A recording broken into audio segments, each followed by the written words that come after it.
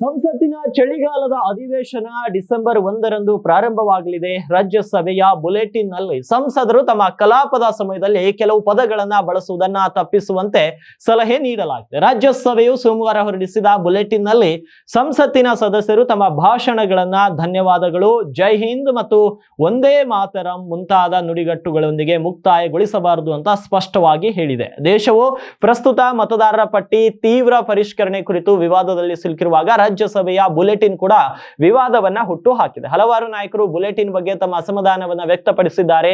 Speaker ನೀಡುವ ತೀರ್ಪುಗಳನ್ನ ಸದನದ ಒಳಗೆ ಅಥವಾ ಹೊರಗೆ ನೇರವಾಗಿ ಅಥವಾ ಪರೋಕ್ಷವಾಗಿ ಟೀಕಿಸಬಾರದು ಅಂತ ಅದು ಹೇಳಿದೆ. ಇನ್ನು ಒಬ್ಬ ಸದಸ್ಯರು ಮತ್ತೊಬ್ಬ ಸದಸ್ಯರನ್ನ ಟೀಕಿಸಿ ನಂತರ ಅವರು ಉತ್ತರಿಸುವಾಗ ಗೈರು ಹಾಜರಾದ್ರೆ ಅದನ್ನ ವಿಶ್ವಾಸದ್ರೋಹವೆಂದು ಪರಿಗಣಿಸಲಾಗುತ್ತೆ ಅಂತ ಬುಲೆಟಿನ್ ಹೇಳಿದೆ.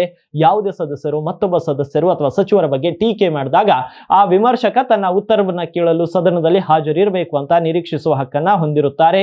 ಅವರು ಉತ್ತರಿಸುವಾಗ ಗೈರು ಹಾಜರಾಗುವುದು ಸಂಸದೀಯ ಶಿಷ್ಟಾಚಾರದ ಉಲ್ಲಂಘನೆಯಾಗಿದೆ ಅಂತ ಅವರು ಹೇಳಿದರು. ಇನ್ನು ಸಂಸತ್ತಿನ ಚಳಿಗಾಲದ ಅಧಿವೇಶನ ಡಿಸೆಂಬರ್ 1ರಂದು ಪ್ರಾರಂಭವಾಗಿ ಡಿಸೆಂಬರ್ 19ರವರೆಗೆ ನಡೆಯಲಿದೆ. ಸಂಸತ್ತಿನ ಒಳಗೆ ಜೈ ಹಿಂದ್ ಮತ್ತು ಒಂದೇ ಮಾತರಂ ಎಂದು ಹೇಳುವುದನ್ನ ನಿಷೇಧಿಸಲಾಗಿದೆ ಎಂಬ ಬಗ್ಗೆ ಕೆಲ ಮಾಧ್ಯಮಗಳು ವರದಿ ನೋಡಿದೆ.